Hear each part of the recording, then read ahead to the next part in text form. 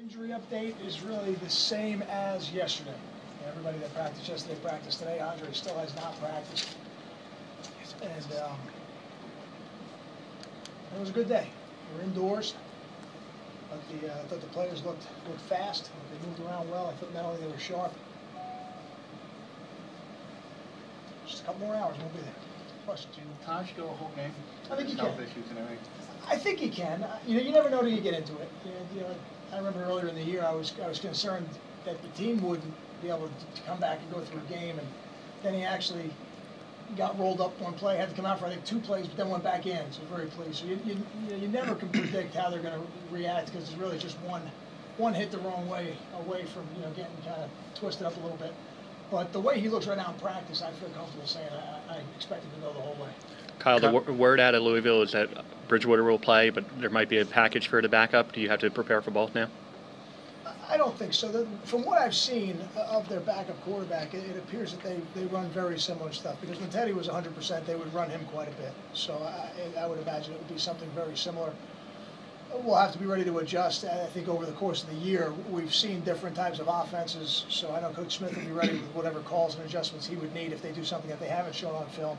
But everything on film indicates the offense doesn't change significantly when one quarterback goes in or the other. Kyle, with all the talk of Bridgewater and he can't hand off to his left, he can't do this, can't do that, do you pay attention to any of that? Absolutely none of it. No, absolutely none of it.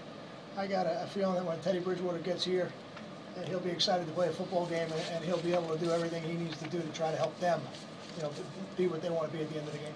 So it doesn't change your preparation if there's any lineup on your stomach? It really doesn't, because I think they would put that from what I've seen of Coach Strong's comments, they want to go into center, they put the other quarterback in, and so you have to be ready to defend both. Not that the run schemes change significantly if they're under center or in the gun. The things that happen in the gun are the read option package, but that's something we're preparing for anyway, so I don't think it really changes our preparation. Coach, the short work week, how does that affect your preparation? Well, we have an itinerary for it, like anything else, and we have a way of preparing. It's a little bit different than the regular week. We don't hit as much because the game is coming a little bit quicker, and because it's the last game of the year, the hitting has already been reduced a little bit just to make sure that you're as healthy as you can be going into the game. But both teams have the same time constraints getting ready for the game, and I think the conference does a good job of making sure that whoever the home team is the week prior they played on the road, and whoever the road team is the week prior they played at home. So I think all that balances out, and it's pretty much it's the same as playing on a wet field. Both teams are playing on it. Playing a short week, both teams are playing on the short week. So I don't think there's any significant advantage either way.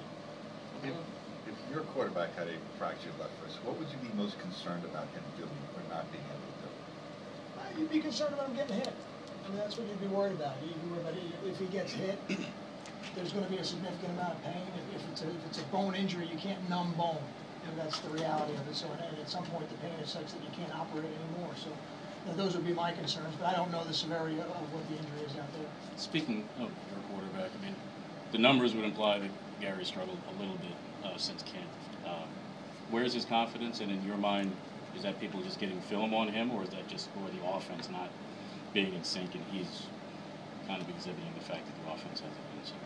I think it's more a function statistically of one game kind of skewing the numbers, and certainly that was not a game that we were pleased with or Gary was pleased with. But what I've seen from Gary week in and week out is a confident player who's done a good job managing the game as we've given it to him, and at the same time has been able to learn from his mistakes. So I've seen that improvement week to week. Like anything else and any other player, sometimes it shows up on game day more than others. When you're dealing with a player who's played less than really a year and a half of football, when you take the game time into consideration. So I think his learning curve is moving in the right direction. He doesn't have any confidence problems. That's just not Gary. He spent 5 minutes with him, he'll be confident when he comes out on the field Thursday. And Gary's a proven winner. I think his record speaks to that. Kyle, I know you're bunkered up, but can you feel it's a big game? Just in ticket requests or sideline passes or any of the ways that you generally can tell? I try to avoid that stuff as much as possible. But obviously, it's going to happen, and sometimes I have to be involved with it. But these are the games that you want to be a part of. These are when you get to your last game of the year and you have an opportunity to play for a BCS bid, that's exactly what you want when you start the season. You want an opportunity late in the season to play these type of meaningful games against good competition. I think that's what the coaches want. I know that's what the most competitive high-level players, that's what they really crave at the end of the year. So I think you'll see two very hungry teams when we come out Thursday. Can you tell more from practice? Are they different in terms of energy level or excitement building up to it, or is it the same as anything else? I don't see much difference in practice. I think we've practiced well. I think one of the things about this team that I've been most pleased with over the course of the season is I think they really go out there every day and they work, and they practice well, and they move around with urgency. So I haven't seen a significant difference there, no. I see a significant difference more with how many people make comments to me from outside the program. But for us inside the program, we're certainly excited to play, but it's the meaningful part of the game is different, but I don't know that our excitement to play is any different. Kyle Scott's making his 50th straight start. How impressive is that for defensive tackle? I have Jay looking up some numbers in the Big East Conference in history just to see if it's ever been done before by a player who plays an interior line position, and we're going to find out, because to me, it's unheard of. You just don't see it. At some point, a guy who plays in there and goes to war the way he does every game, they generally get nicked up a little bit. And at some point, they're going to miss some time. But he has been able to be in such tremendous condition, and he's so tough that week in and week out, he's able to go back out there and do it again, and do it at a very high level. So Scott is a tremendous example for our program of how to be tough. And he really sets, as I said before in the season, he sets the standard for toughness in our program for defensive linemen. Well, Cal, is Jameson ready to maybe handle double-digit carries? Oh, I think either of them could. I do. I think both backs will be ready this week to carry as many times as they'll called upon to carry. Kyle, how big of a game is this, just from a recruiting standpoint, first chance to see a lot of these kids since the Big Ten announcement and all that other stuff? It's an opportunity. Most of them are done with their seasons. There's a couple that are still playing, and the ones that are in the playoffs, hopefully some can get here, but I don't want them to come to the game at the expense of jeopardizing their run at a state title. So if they can get here, great, and if they can't, we'll catch up with them at some point. But like I said yesterday, I think everything helps. I really do. I think when you go to 6 straight bowl games, I think or what is it, 7 bowl games in 8 years, let me say it that way. That helps. When you win 5 in a row, that helps. When you win a Big East title, that helps. When you play a game at the end of the year on national television, that helps. The opportunity to go to a BCS game. I think everything in its own way helps. It's all a step along the way. Kyle, do you think there's any more speeches you have to make, or do you think the leaders of this team know what they have to do in a certain game? There are no magic speeches for a game like this. The boys will be ready.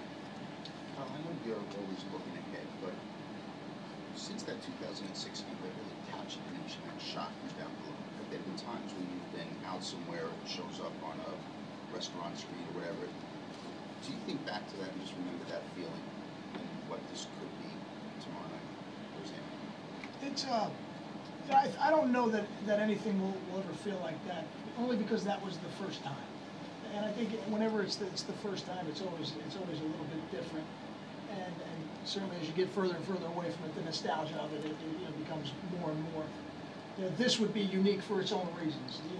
This game is an opportunity to go to a BCS bowl game for the first time, something else that the program has never done before. So I think if we're able to be 1-0 on Thursday night, this one will be special for its own reasons. I think it'll be a little bit different. What I found is, that game in 06 is something. It's certainly one of the high points of my career, but I've been fortunate to do this for 19 years, and I've been fortunate to be a part of some good teams, so it's not the only one. But so many people in this state will mention that game to me, knowing that I was on the staff at the time, telling me that they were here, or telling me where they were when they watched it on TV. That 2006 game has certainly become a moment, I think, for the people in this state that they remember where they were.